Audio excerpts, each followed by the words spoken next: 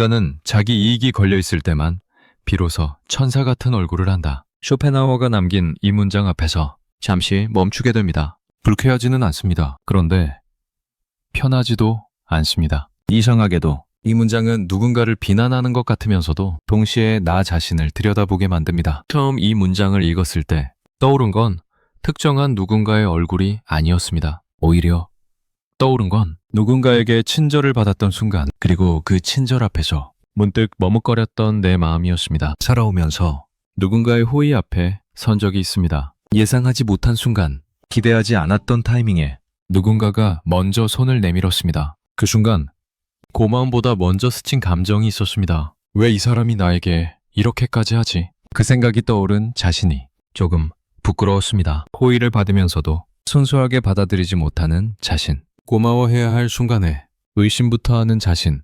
그런 내가 왠지 좀 초라해 보였습니다. 그런데 또 한편으로는 그렇게 의심했던 것이 결국 맞았던 경험도 있습니다. 처음엔 다정했던 사람, 먼저 다가와 주었던 사람, 별 이유 없이 챙겨주는 것 같았던 사람. 시간이 지나고 나서야 그 친절 뒤에 숨어있던 것들이 보였습니다. 그제야 알게 되었습니다. 아, 이 사람에게는 내가 필요했던 거구나. 내가 좋아서가 아니라 내가 쓸모 있어서였구나. 그걸 알게 되었을 때의 감정은 분노보다는 허탈함에 가까웠습니다. 왜 진작 눈치채지 못했을까? 왜 그렇게 쉽게 믿었을까? 그때 나는 스스로가 조금 어리석어 보였습니다. 그래서 사람은 어느 순간부터 조심하게 됩니다. 누군가 먼저 다가오면 일단 한 발 물러서게 됩니다. 왜? 이 질문이 자동으로 떠오릅니다. 왜 나에게 이렇게 잘해주지? 왜 이 사람이 먼저 연락을 했지? 왜 갑자기 이런 제안을 하지? 이 질문이 나쁜 건 아닙니다. 자신을 지키기 위한 본능일 수도 있습니다. 그런데 문제는 이 질문이 습관이 되면 순수한 호의마저 의심하게 된다는 것입니다. 정말 아무 이유 없이 그냥 좋아서 건넨 친절도 어딘가 수상하게 느껴집니다.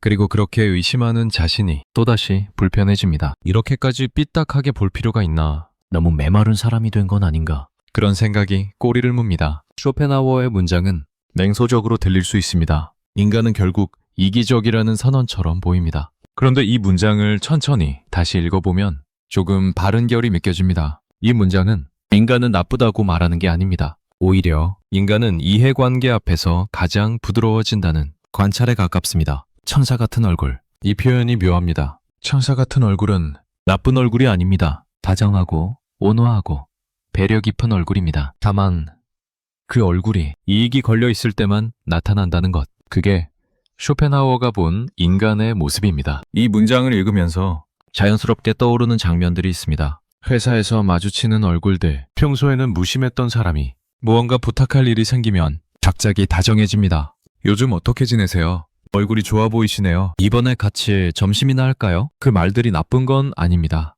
그런데 그 말 뒤에 무언가가 따라올 거라는 걸 우리는 이미 알고 있습니다. 그래서 우리는 그 다정함을 액면 그대로 받지 않습니다. 아, 뭔가 있구나. 그렇게 생각하면서 적당히 웃어넘깁니다. 이런 장면은 어디서든 반복됩니다. 모임에서 만난 사람이 유난히 친절하게 굴 때, 오랜만에 연락 온 지인이 갑자기 안부를 물을 때, 처음 보는 사람이 지나치게 호의적일 때 우리는 본능적으로 감지합니다. 이 사람 뭔가 원하는 게 있구나. 그 감지가 틀릴 때도 있지만 맞을 때가 더 많았습니다. 그래서 점점 더 그 본능을 믿게 됩니다. 가족 사이에서도 비슷한 일이 벌어집니다. 평소에 연락 없던 친척이 갑자기 안부를 묻습니다. 건강은 어때? 요즘 뭐하고 지내? 그 전화가 반갑기도 하지만 마음 한쪽에선 생각합니다. 무슨 일이지? 그리고 대화가 이어지다 보면 결국 본론이 나옵니다. 부탁이거나 좋은 이야기거나 뭔가 필요한 게 있는 것입니다. 그걸 알게 되었을 때 크게 실망하지는 않습니다. 이미 예상했으니까요. 그런데 왠지 모르게 조금 쓸쓸해집니다. 그냥 안부가 궁금해서 전화한 거면 좋았을 텐데, 아무 이유 없이 그냥 목소리가 듣고 싶어서 전화한 거면 좋았을 텐데, 그런 생각이 스칩니다. 그리고 문득 나 자신도 돌아보게 됩니다. 나는 언제 먼저 연락을 하지? 나는 언제 안부를 묻지? 솔직히 생각해보면 나도 크게 다르지 않습니다. 뭔가 필요할 때, 뭔가 물어볼 게 있을 때, 뭔가 부탁할 일이 있을 때, 그럴 때 연락하는 경우가 더 많았던 것 같습니다. 그냥 아무 이유 없이 순수하게 안부만 묻는 연락. 그게 얼마나 있었을까요? 생각해보면 그리 많지 않습니다. 이런 경험이 쌓이면 사람은 조금씩 변합니다. 호의를 받아도 고지곳대로 받지 않게 됩니다. 먼저 다가오는 사람을 보면 일단 경계부터 하게 됩니다. 저 사람은 나한테 뭘 원하는 걸까? 이 질문이 자동으로 작동합니다. 그게 나쁜 건 아닙니다. 살아가면서 배운 것입니다. 경험이 가르쳐 준 것입니다. 그런데 이 습관이 깊어지면 이상한 일이 벌어집니다. 정말 순수한 호의 앞에서도 편하게 받지 못합니다. 왜 이렇게까지 해주지? 뭔가 바라는 게 있는 건 아닐까? 그런 생각이 먼저 떠오릅니다. 그리고 그 순간 호의를 건넨 사람도 호의를 받는 나도 어딘가 어색해집니다. 순수한 마음으로 다가왔는데 의심의 눈초리를 받으면 얻는 사람도 당황합니다. 내가 뭘 잘못했나? 왜 저렇게 경계하지?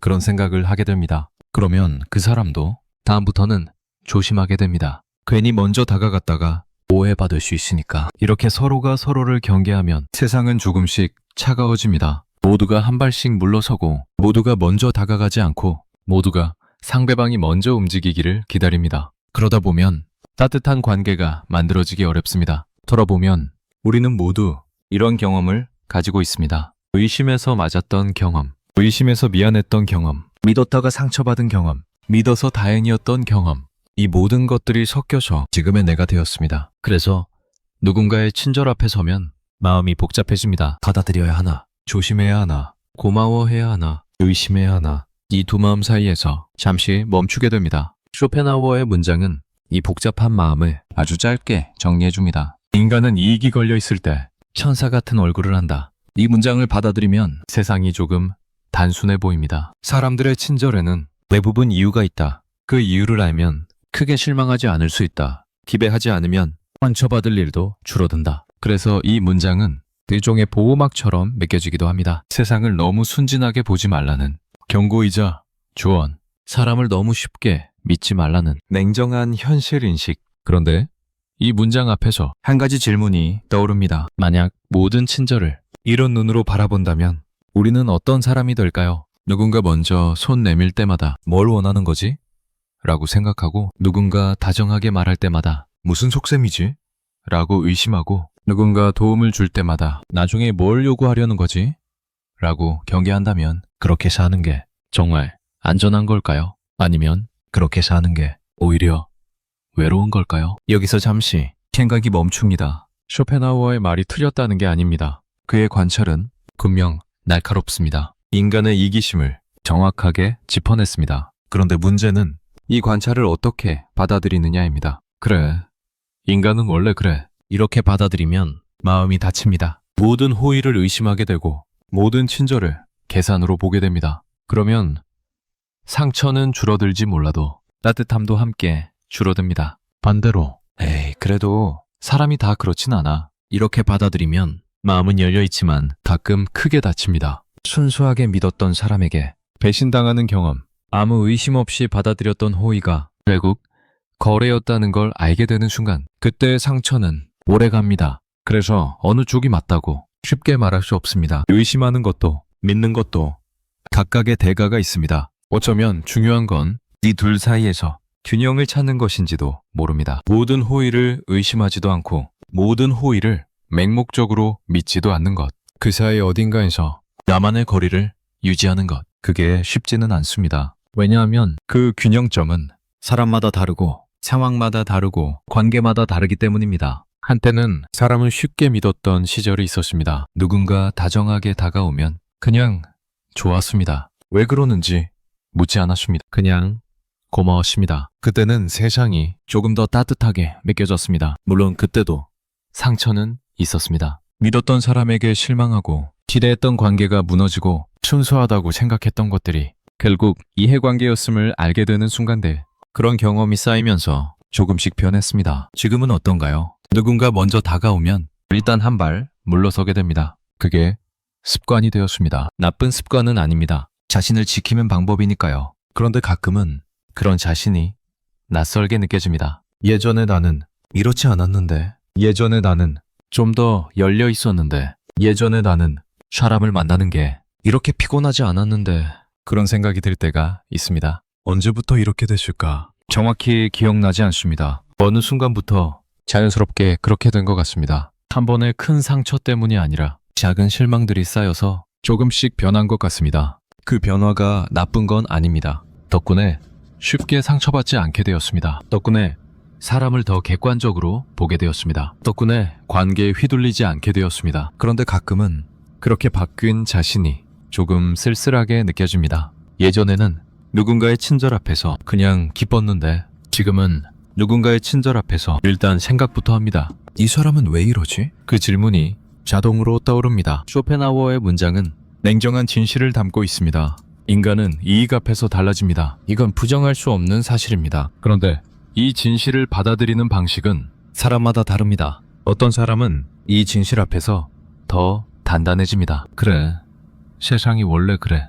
그러니까 나도 똑똑하게 살아야지. 이렇게 생각하는 사람이 있습니다. 또 어떤 사람은 이 진실 앞에서 조금 슬퍼집니다. 정말 그런 걸까? 진짜 순수한 마음은 없는 걸까? 이렇게 생각하는 사람도 있습니다. 어느 쪽이 맞는 건지 쉽게 말할 수 없습니다. 다만 분명한 건 이 문장 앞에서 누구나 자신을 돌아보게 된다는 것입니다. 그리고 여기서 한 가지 불편한 질문이 떠오릅니다. 나는 어떤가? 다른 사람의 친절을 의심하기 전에 내 친절은 어떤가? 나는 정말 아무것도 바라지 않고 누군가에게 다정했던 적이 있는가? 나는 정말 순수하게 이유 없이 누군가를 도왔던 적이 있는가? 이 질문 앞에서 선뜻 그렇다고 대답하기가 쉽지 않습니다. 가만히 생각해보면 나도 누군가에게 천사 같은 얼굴을 한 적이 있습니다. 물론 나쁜 의도는 아니었습니다. 그런데 돌이켜보면 거기엔 분명 무언가가 있었습니다. 이 사람과 좋은 관계를 유지하고 싶다는 마음, 이 사람에게 좋은 인상을 주고 싶다는 마음, 이 사람이 나를 좋게 기억해주면 좋겠다는 마음. 그게 나쁜 건 아닙니다. 인간이라면 당연한 겁니다. 그런데 그걸 순수한 친절이라고 말할 수 있을까요? 아무것도 바라지 않는 호의라고 말할 수 있을까요? 솔직히 자신이 없습니다. 그래서 쇼펜하우어의 문장은 타인을 향한 비판인 것 같으면서도 결국 나를 향한 거울이 됩니다. 인간은 이익이 걸려 있을 때 천사 같은 얼굴을 한다. 이 문장에서 인간은 저 멀리 있는 누군가가 아닙니다. 바로 나입니다. 내가 그랬습니다. 나도 그랬습니다. 그걸 인정하는 게 조금 불편합니다. 그런데 그 불편함 속에서 무언가가 시작됩니다. 이 불편함은 자기 비난과는 다릅니다. 나는 이기적인 사람이야. 나는 개선적인 사람이야. 이렇게 스스로를 깎아내리는 게 아닙니다. 오히려 이 불편함은 조용한 질문에 가깝습니다. 나는 어떤 사람인가? 나는 어떤 마음으로 사람을 대해왔는가? 나는 정말 순수했던 적이 있는가? 이 질문들이 마음속에서 천천히 떠오릅니다. 대답을 서두를 필요는 없습니다. 그냥 질문을 품고 있는 것만으로도 무언가가 달라집니다. 문득 한 장면이 떠오릅니다. 아주 오래전 누군가가 나에게 친절을 베풀었습니다. 특별한 이유가 없어 보였습니다. 그냥 좋아서, 그냥 마음이 가서, 그냥 그러고 싶어서 그런 것 같았습니다. 그때 나는 그 친절을 어떻게 받았을까요? 고맙게 받았을까요? 아니면 의심했을까요? 정확히 기억나지 않습니다. 다만 지금 생각해보면 그런 순간들이 삶에서 가장 따뜻한 순간이었습니다. 이유 없는 다정함, 계산 없는 호의, 기대 없는 친절, 그런 것들이 마음에 오래 남습니다. 왜일까요? 아마도 그런 순간들이 드물기 때문일 겁니다. 대부분의 친절에는 크든 작든 이유가 있습니다. 완전히 순수한 호의는 생각보다 많지 않습니다. 그래서 그런 순간을 만나면 더 귀하게 느껴집니다. 더 오래 기억됩니다. 그리고 또 떠오르는 장면이 있습니다. 누군가의 친절 앞에서 왜? 라고 물었던 순간 그 질문을 던진 뒤 상대방의 얼굴이 살짝 굳었던 것 같습니다. 그 사람은 정말 순수한 마음이었는지도 모릅니다. 그런데 내가 의심의 눈초리를 보내자 어딘가 상처받은 표정이었습니다. 그때 나는 그 표정을 보고도 크게 신경 쓰지 않았습니다. 내가 조심하는 게 뭐가 잘못이야. 그렇게 생각했습니다. 지금 돌아보면 조금 미안한 마음이 듭니다. 그 사람의 마음이 진짜였을 수도 있는데 내가 너무 쉽게 의심해버린 건 아닐까. 그때 내가 조금 더 열린 마음으로 받아들였다면 그 관계는 어떻게 되었을까 알 수 없습니다. 다만 그때의 선택이 지금도 가끔 떠오릅니다. 후회라고 하기엔 너무 거창합니다. 그냥 살짝 걸리는 것, 마음 한쪽에 남아있는 작은 찝찝함 같은 것, 그런 게 있습니다. 이렇게 생각이 흘러가다 보면 간단한 질문 하나가 남습니다. 누군가의 다정함 앞에서 문득 왜? 라고 물었던 적이 있습니까? 이 질문은 그게 잘못이다 라고 말하려는 게 아닙니다. 의심하는 게 나쁘다고 말하려는 것도 아닙니다. 그냥 한번 떠올려 보자는 것입니다. 그 순간 내 마음은 어땠는지, 그 순간 상대방은 어떤 표정이었는지, 그리고 그 이후로 나는 어떻게 변했는지, 어쩌면 우리는 모두 쇼펜하우어의 문장을 이미 알고 있었는지도 모릅니다. 인간은 이익이 걸려 있을 때 천사 같은 얼굴을 한다. 이건 새로운 발견이 아닙니다. 살아오면서 몸으로 배운 것입니다. 그래서 이 문장이 낯설지 않습니다. 오히려 익숙합니다. 맞아. 그렇지. 고개가 끄덕여집니다. 그런데 고개를 끄덕이면서도 마음 한쪽이 불편합니다. 이 문장이 맞다면 세상은 꽤 쓸쓸한 곳입니다. 모든 친절에는 이유가 있고, 모든 다정함에는 계산이 숨어 있고, 모든 호의에는 기배가 따라붙습니다.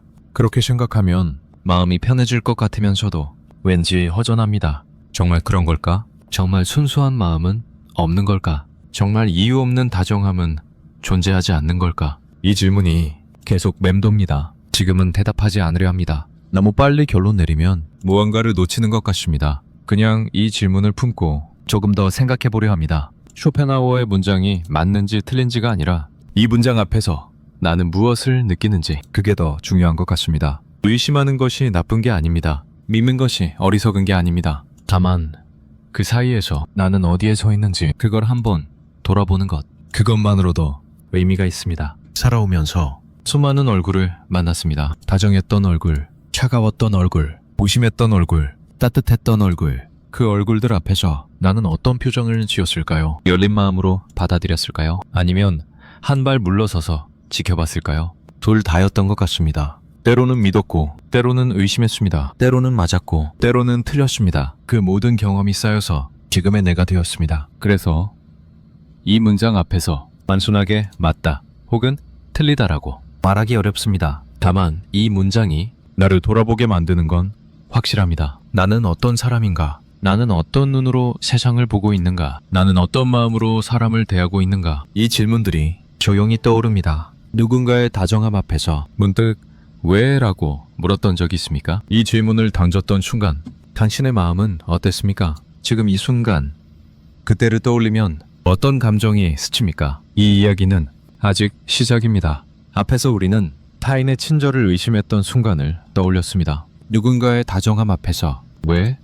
라고 물었던 경험. 그 질문이 맞았던 적도 있고, 그 질문이 미안했던 적도 있습니다. 그런데 이제 시선을 돌려야 할 것 같습니다. 타인을 바라보던 눈을 이제 나에게로 향해야 할 것 같습니다. 다른 사람의 친절을 의심하기 전에 내 친절은 어땠는지, 다른 사람의 호의에 숨은 의도를 찾기 전에 내 호의에는 무엇이 숨어 있었는지, 그걸 한번 들여다봐야 할 것 같습니다. 솔직히 말하면 이 방향으로 생각을 돌리는 게 조금 불편합니다. 타인을 관찰하는 건 쉽습니다. 저 사람은 왜 저럴까? 저 사람은 무엇을 원하는 걸까? 저 사람의 친절 뒤에는 뭐가 있을까? 이런 질문은 어렵지 않게 떠올릴 수 있습니다. 그런데 그 질문을 나에게 던지는 건 다릅니다. 나는 왜 그랬을까? 나는 무엇을 원했던 걸까? 내 친절 뒤에는 뭐가 있었을까? 이 질문들은 조금 무겁습니다. 왜냐하면 솔직하게 대답하기가 어렵기 때문입니다. 살아오면서 누군가에게 먼저 손을 내민 적이 있습니다. 먼저 다가간 적이 있습니다.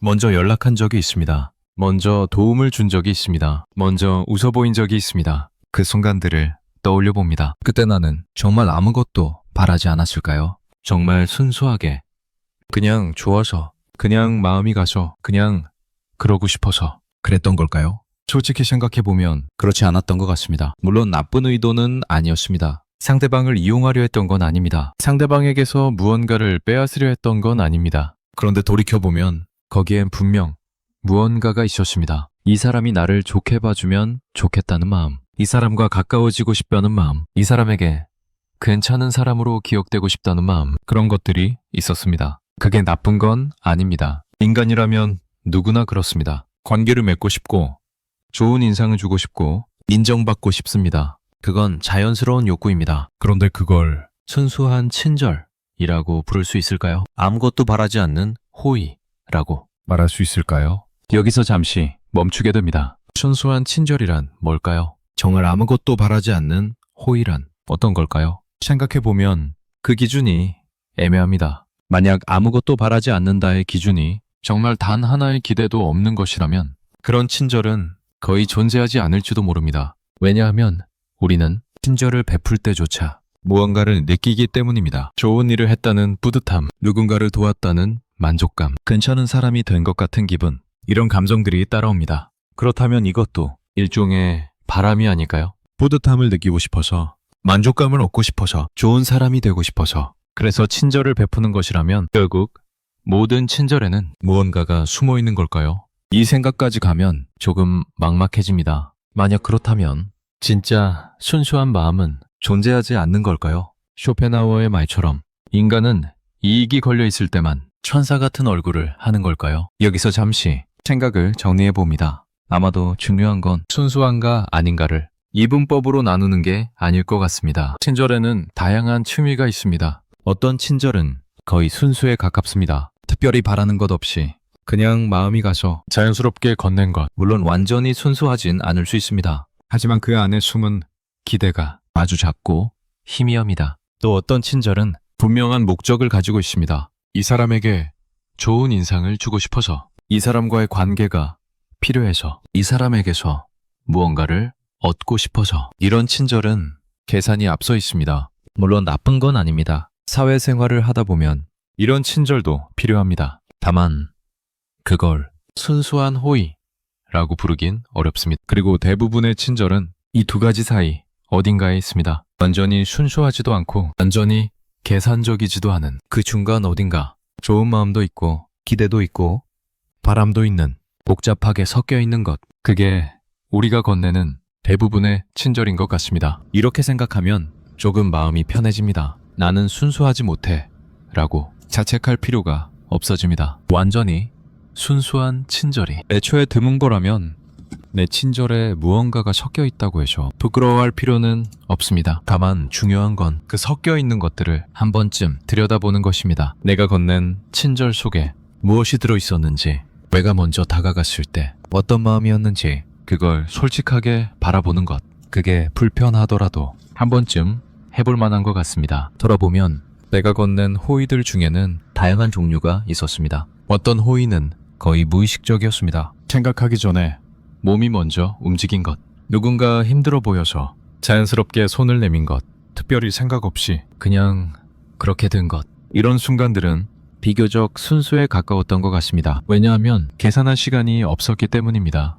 머리로 따지기 전에 마음이 먼저 움직인 것이니까요. 또 어떤 호의는 분명히 의도가 있었습니다. 이 사람과 친해지고 싶어서, 이 사람에게 좋은 인상을 남기고 싶어서, 이 사람이 나를 기억해주면 좋겠어서, 이런 마음이 먼저 있었고, 그래서 친절하게 굴었습니다. 나쁜 건 아닙니다. 그런데 솔직히 말하면 그건 친절이라기보다 일종의 투자에 가까웠습니다. 관계에 대한 투자, 인상에 대한 투자, 미래에 대한 투자, 그런 것이었습니다. 그리고 또 어떤 호의는 복잡하게 얽혀 있었습니다. 좋은 마음도 있었고 기대도 있었고 바람도 있었습니다. 진심으로 도와주고 싶었는데 동시에 그 사람이 고마워해주면 좋겠다는 마음도 있었습니다. 순수하게 다가간 것 같은데 동시에 관계가 좋아지면 좋겠다는 생각도 있었습니다. 이렇게 여러 가지가 섞여 있으면 나중에 돌아봐도 뭐가 진짜였는지 헷갈립니다. 내 마음이 순수했던 건지, 계산이 있었던 건지, 둘 다였던 건지 명확하게 말하기 어렵습니다. 어쩌면 그게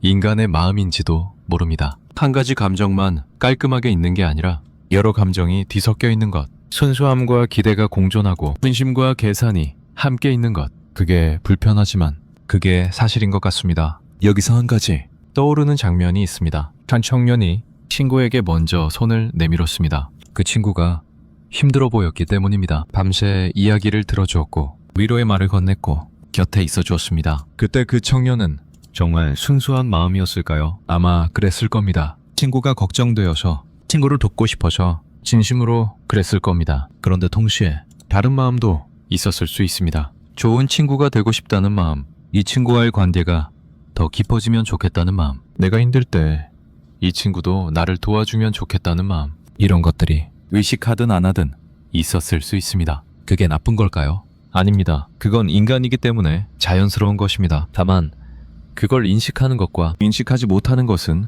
다릅니다. 내 마음속에 여러 층이 있다는 걸 알면 나 자신을 더 정확하게 볼 수 있습니다. 그리고 타인을 볼 때도 더 너그러워질 수 있습니다. 저 사람의 친절에도 여러 층이 있겠구나. 순수함만 있는 게 아니라 기대도 있겠구나.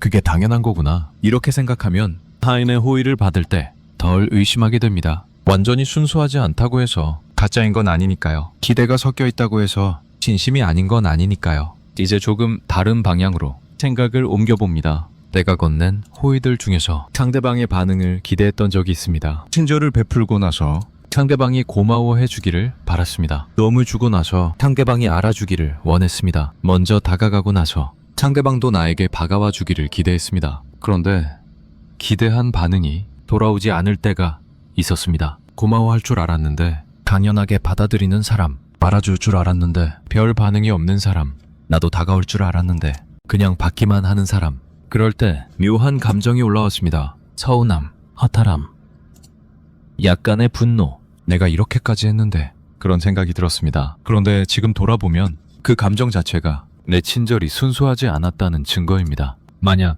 정말 아무것도 바라지 않았다면 상대방의 반응에 이렇게 흔들리지 않았을 겁니다. 고마워하든 안 하든 알아주든 안 알아주든 상관없었을 겁니다. 그냥 내가 하고 싶어서 한 거니까, 그걸로 끝이니까. 그런데 서운했다는 건 뭔가를 기대했다는 뜻입니다. 인정받기를 원했고 보답받기를 원했고 최소한의 반응이라도 원했습니다. 그걸 인정하면 조금 불편합니다. 나는 그렇게 계산적인 사람이었나? 나는 그렇게 기대가 많은 사람이었나? 그런 생각이 듭니다. 그런데 조금 더 생각해보면 그게 나쁜 건 아닌 것 같습니다. 인간은 사회적 동물입니다. 관계 속에서 살아갑니다. 서로 주고받으면서 연대를 유지합니다. 내가 주었으면 상대방도 무언가를 주기를 바라는 건 어쩌면 자연스러운 본능입니다. 문제는 그 기대를 인식하지 못할 때입니다. 나는 순수하게 베풀었다고 생각하는데 상대방이 보답하지 않으면 화가 납니다. 그러면 혼란스럽습니다. 나는 아무것도 바라지 않았는데 왜 이렇게 서운하지? 이렇게 되면 자기 감정을 이해할 수 없습니다. 반대로 기대를 인식하고 있으면 상황이 달라집니다. 나는 이 사람에게 친절을 베풀면서 고마움을 기대했구나. 이렇게 알고 있으면 상대방이 고마워하지 않아도 덜 서운합니다. 내 기대가 충족되지 않았구나. 그럴 수도 있지. 이렇게 받아들일 수 있습니다. 그래서 중요한 건 내 마음속의 기대를 정직하게 인식하는 것입니다. 내가 왜 이 사람에게 친절하게 구는지, 내가 무엇을 바라고 있는지, 내가 어떤 반응을 기대하고 있는지, 이걸 알면 나 자신과의 관계가 편해집니다. 그리고 타인과의 관계도 편해집니다. 살아오면서 비슷한 패턴이 반복되었던 것 같습니다. 먼저 다가가고 기대하고 기대가 충족되지 않으면 서운해하고 그러다 지쳐서 한 발 물러. 이런 패턴입니다. 처음엔 열심히 다가갑니다. 좋은 관계를 만들고 싶어서, 좋은 사람이 되고 싶어서, 연결되고 싶어서. 그래서 먼저 손을 내밉니다. 먼저 연락합니다. 먼저 챙깁니다. 그런데 상대방이 같은 정도로 돌려주지 않으면 서운함이 쌓입니다. 나만 이렇게 하는 건가? 이 사람은 나한테 관심이 없나? 이런 생각이 들기 시작합니다. 그러다 어느 순간 지쳐버립니다. 왜 내가 이렇게까지 해야 하지? 그러면서 한 발 물러섭니다. 먼저 연락하지 않습니다. 먼저 다가가지 않습니다. 상대방이 오기를 기다립니다.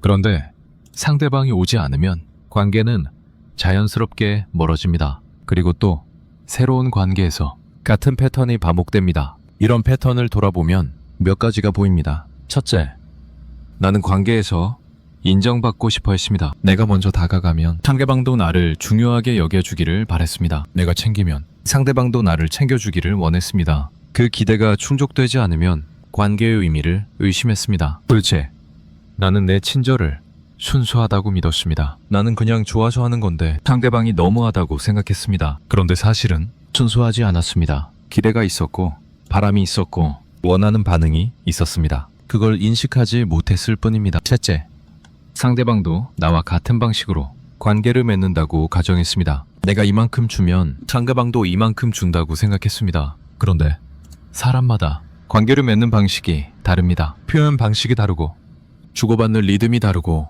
친밀함을 느끼는 기준이 다릅니다. 내 기준으로 상대방을 평가하면 늘 실망하게 됩니다. 이렇게 돌아보면 내 관계 패턴이 조금 더 명확하게 보입니다. 그리고 그 패턴 속에 내 기대와 바람이 숨어 있었다는 것도 보입니다. 이걸 알면 앞으로는 조금 다르게 할 수 있을 것 같습니다. 먼저 다가갈 때 내 마음을 점검해 봅니다. 나는 왜 이 사람에게 다가가는가? 나는 무엇을 원하는가? 나는 어떤 반응을 기대하는가? 이걸 솔직하게 인식합니다. 그리고 그 기대가 충족되지 않을 수도 있다는 걸 받아들입니다. 상대방이 내가 원하는 대로 반응하지 않을 수 있습니다. 그건 상대방이 나쁜 게 아니라 그냥 다른 것입니다. 이렇게 생각하면 서운함이 줄어듭니다. 기대가 사라지는 건 아니지만 기대에 휘둘리지는 않게 됩니다. 그리고 또 한 가지 생각해 볼 것이 있습니다. 내가 건넨 호의 중에 정말 순수에 가까웠던 것들도 있었습니다. 아주 드물지만 있었습니다. 그 순간들의 공통점이 뭘까 생각해 봅니다. 첫째, 생각하기 전에 몸이 먼저 움직였습니다. 계산할 시간이 없었습니다. 누군가 넘어지는 걸 보고 손을 내민 것처럼 반사적으로 움직인 것입니다. 둘째, 상대방이 누구인지 크게 중요하지 않았습니다. 친한 사람이어서가 아니라 그냥 사람이기 때문에 도왔습니다. 나와의 관계와 상관없이 그냥 그 상황에서 그렇게 하는 게 맞는 것 같아서 그랬습니다. 셋째, 반응을 기대하지 않았습니다. 아니 더 정확히 말하면 반응을 기대할 겨를이 없었습니다. 그냥 하고 나서 잊어버렸습니다. 나중에 떠올려 보니 아, 그런 적이 있었지 하는 정도. 그때 상대방이 고마워했는지 안 했는지 기억도 안 납니다. 이런 순간들은 드물지만 분명히 있었습니다. 그리고 그런 순간들을 떠올리면 묘하게 마음이 따뜻해집니다. 그래, 나도 그럴 수 있구나. 완전히 계산적인 사람은 아니구나. 가끔은 순수하게 움직일 수 있구나. 그런 생각이 들면 스스로가 조금 괜찮아 보입니다. 그래서 중요한 건 나 자신을 너무 가혹하게 판단하지 않는 것입니다. 내 친절에 기대가 섞여 있다고 해서 나쁜 사람인 건 아닙니다. 내 호의에 계산이 있다고 해서 가짜인 건 아닙니다. 그게 인간입니다. 다만 그걸 인식하고 정직하게 바라보는 것, 그게 중요한 것 같습니다. 그리고 가끔은 정말 순수에 가까운 순간도 있다는 것, 그것도 기억해두면 좋을 것 같습니다. 이제 질문 하나가 떠오릅니다. 내가 먼저 건넨 호의 중 아무것도 바라지 않았던 것은 몇 번이나 됩니까? 이 질문에 대한 대답은 사람마다 다를 겁니다. 어떤 사람은 거의 없다고 대답할 수 있습니다. 어떤 사람은 생각보다 많다고 대답할 수 있습니다. 어떤 사람은 잘 모르겠다고 대답할 수 있습니다. 어느 대답이든 괜찮습니다. 중요한 건 대답 자체가 아니라 이 질문을 품고 돌아보는 것입니다. 내가 건넨 호의들을 하나하나 떠올려 보는 것, 그 순간에 내 마음을 솔직하게 들여다보는 것, 거기에 무엇이 있었는지 판단 없이 바라보는 것, 그 과정 자체가 의미 있는 것 같습니다. 이 질문 앞에서 불편함을 느낄 수도 있습니다. 나는 생각보다 계산적인 사람이었구나. 이런 깨달음이 올 수 있습니다. 그런데 그 불편함을 너무 무겁게 받아들이지 않았으면 합니다. 계산적이라는 게 나쁜 게 아닙니다. 기배가 있다는 게 잘못된 게 아닙니다. 그게 인간입니다. 다만 그걸 알고 있느냐 모르고 있느냐의 차이가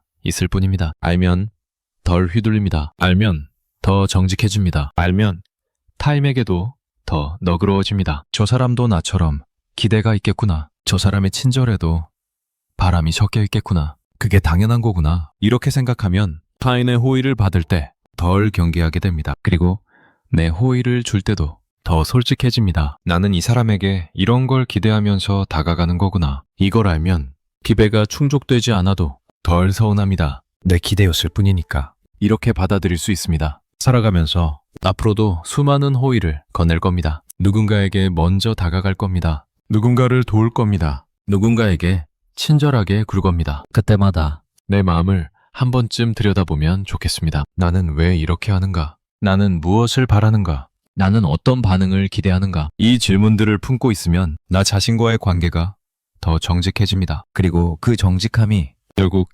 타인과의 관계도 편하게 만듭니다. 완벽하게 순수해지려고 애쓸 필요는 없습니다. 그건 불가능할 수도 있고 필요하지도 않을 수 있습니다. 다만 내 안에 무엇이 있는지 정직하게 바라보는 것, 그것만으로도 충분히 의미가 있습니다. 내가 먼저 건넨 호의 중 아무것도 바라지 않았던 것은 몇 번이나 됩니까? 이 질문을 품고 잠시 생각에 잠겨봅니다. 대답을 서두를 필요는 없습니다. 그냥 질문과 함께 머물러 봅니다. 떠오르는 장면들을 하나하나 지켜봅니다. 그 장면 속에 내 마음을 조용히 들여다봅니다. 판단하지 않고 비난하지 않고 그냥 있는 그대로 봅니다. 그 과정에서 무언가가 조금씩 정리될 겁니다. 나는 어떤 사람인가? 나는 어떤 마음으로 관계를 맺어왔는가? 나는 앞으로 어떻게 하고 싶은가? 이 질문들이 천천히 떠오를 겁니다. 지금은 그냥 그 질문들과 함께 있으면 됩니다. 앞에서 우리는 나 자신을 돌아보았습니다. 내가 건넨 호의 중에 정말 순수했던 것이 얼마나 되는지, 기대 없이 다가갔던 순간과 무언가를 바라며 웃었던 순간, 그 경계가 생각보다 흐릿하다는 것을 느꼈습니다. 그리고 그 과정에서 조금 불편한 감정이 올라왔을 수 있습니다. 나는 생각보다 계산적인 사람이구나. 나는 순수하지 못한 사람이구나. 이런 생각이 스쳤을 수 있습니다. 그런데 지금부터는 조금 다른 방향으로 생각해 보려 합니다. 이기심을 나쁜 것으로 단정하기 전에 이기심이란 무엇인지, 왜 우리 안에 이기심이 있는지 그 구조를 한번 들여다보려 합니다. 이기심이라는 단어를 들으면 대부분 부정적인 느낌이 듭니다. 이기적인 사람, 자기밖에 모르는 사람, 남을 이용하는 사람, 이런 이미지가 떠오릅니다. 그래서 누군가에게 너는 이기적이야 라고 말하면 그건 비난처럼 들립니다. 반대로 이타심은 좋은 것으로 여겨집니다. 이타적인 사람, 남을 먼저 생각하는 사람, 자신을 희생하는 사람, 이런 이미지는 존경의 대상이 됩니다. 그래서 우리는 이기심은 나쁜 것, 이타심은 좋은 것이라고 자연스럽게 생각합니다. 그런데 정말 그럴까요? 이기심과 이타심은 정말 완전히 반대되는 것일까요? 하나가 있으면 다른 하나는 없는 그런 관계일까요? 조금 더 깊이 들어가 보면 그렇게 단순하지 않습니다. 이기심과 이타심은 생각보다 가까이 붙어 있습니다. 때로는 구분하기 어려울 정도로 서로 얽혀 있습니다. 이게 무슨 말인지 천천히 풀어보겠습니다. 인간은 왜 이기적일까요? 이 질문에 대한 답을 찾으려면 아주 오래전으로 거슬러 올라가야 합니다. 인간이 지금처럼 되기까지 수십만 년의 시간이 걸렸습니다. 그 긴 시간 동안 인간은 살아남아야 했습니다. 먹을 것을 찾아야 했고, 위험을 피해야 했고, 자손을 남겨야 했습니다. 그 과정에서 자기 자신을 먼저 챙기는 본능이 자연스럽게 발달했습니다. 왜냐하면 자기를 챙기지 않으면 살아남을 수 없었기 때문입니다. 배가 고플 때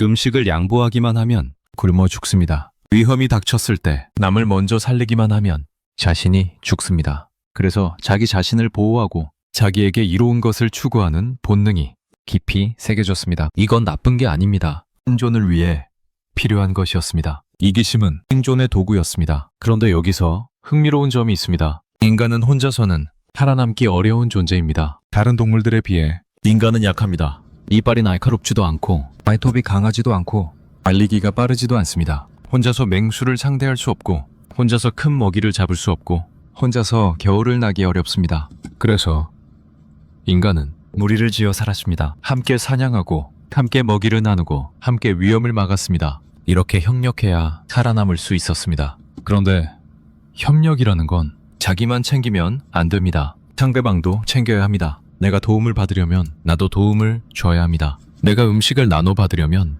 나도 음식을 나눠야 합니다. 이렇게 서로 주고받아야 협력이 유지됩니다. 여기서 재미있는 현상이 생깁니다. 남을 돕는 것이 결국 나를 돕는 것이 됩니다. 상대방에게 음식을 나눠주면 나중에 내가 굶을 때 음식을 받을 수 있습니다. 상대방을 위험에서 구해주면 나중에 내가 위험할 때 구해줄 사람이 생깁니다. 이것을 심리학에서는 호혜성의 원리라고 부릅니다. 어려운 말처럼 들리지만 내용은 간단합니다. 내가 주면 상대방도 준다. 내가 돕면 상대방도 돕는다. 주고받음의 원리입니다. 이 원리가 있기 때문에 남을 돕는 행동이 진화할 수 있었습니다. 왜냐하면 남을 돕는 것이 결국 자기에게 이루었기 때문입니다. 순수하게 남만 생각해서가 아니라 그것이 자기 생존에 도움이 되었기 때문에 남을 돕는 본능이 발달한 것입니다. 이렇게 보면 이타심의 뿌리에도 이기심이 있는 셈입니다. 완전히 순수한 이타심이 아니라 자기에게 이로운 이타심, 그것이 인간의 본성에 새겨진 것입니다. 이 말이 조금 불편하게 들릴 수 있습니다. 그러면 결국 모든 게 이기심인 건가? 순수한 선이란 없는 건가? 이런 생각이 들 수 있습니다. 그런데 조금만 더 생각해보면 그렇게 비관적으로 볼 필요는 없습니다. 중요한 건 동기가 무엇이냐가 아니라 결과가 무엇이냐일 수 있습니다. 누군가를 도왔을 때 그 도움이 상대방에게 실제로 이루었다면 그 동기가 순수했든 아니었든 좋은 일이 일어난 것입니다. 상대방은 도움을 받았고 나는 도움을 주었습니다. 그 과정에서 내가 뿌듯함을 느꼈든 나중에 보답을 기대했든 좋은 사람으로 보이고 싶었든 그게 뭐가 중요할까요? 결과적으로 좋은 일이 일어났다면 그것으로 충분하지 않을까요? 이렇게 생각하면 이기심에 대한 죄책감이 조금 줄어듭니다. 내 친절에 기대가 섞여 있다고 해서 그 친절이 무의미해지는 건 아닙니다. 왜 도움에 계산이 있다고 해서 그 도움이 가짜가 되는 건 아닙니다. 이기심과 이타심이 섞여 있어도 좋은 일은 좋은 일입니다. 그리고 사실 완전히 순수한 이타심이란 존재하기 어려울 수 있습니다. 왜냐하면 우리의 뇌는 그렇게 작동하지 않기 때문입니다. 뇌과학에서 밝혀진 바에 따르면 우리가 남을 도울 때 뇌에서 보상회로가 활성화됩니다. 쉽게 말하면 남을 도우면 기분이 좋아집니다. 뇌가 그렇게 반응합니다. 이건 우연이 아닙니다. 오랜 진화 과정에서 남을 돕는 행동이 생존에 유리했기 때문에 뇌가 그것에 보상을 주도록 설계된 것입니다. 남을 도우면 기분이 좋아지니까 더 많이 돕게 됩니다. 더 많이 도우면 협력 관계가 강화됩니다. 협력 관계가 강화되면 생존에 유리합니다. 이런 순환이 만들어진 것입니다. 그러니까 남을 도울 때 기분이 좋아지는 것은 자연스러운 현상입니다. 그리고 그 기분 좋음 때문에 남을 돕는 것도 자연스러운 것입니다. 이것을 이기심이라고 부를 수도 있습니다. 기분 좋아지려고 남을 돕는 거니까요. 그런데 그게 나쁜 걸까요? 결과적으로 남도 돕고 나도 기분 좋으면 좋은 거 아닐까요? 이렇게 생각하면 이기심과 이타심의 경계가 많이 흐려집니다. 둘은 반대가 아니라 서로 연결되어 있습니다. 이기심 때문에 이타적인 행동이 나오고 이타적인 행동이 이디심을 충족시킵니다. 이 구조를 이해하면 자기 자신을 덜 비난하게 됩니다. 내 안에 이기심이 있다는 것이 부끄러운 일이 아니게 됩니다. 그건 인간이기 때문에 당연한 것입니다. 그 이기심이 있기 때문에 오히려 남을 돕는 행동도 나올 수 있습니다. 이기심은 나쁜 것이 아니라 인간이라는 존재의 일부입니다.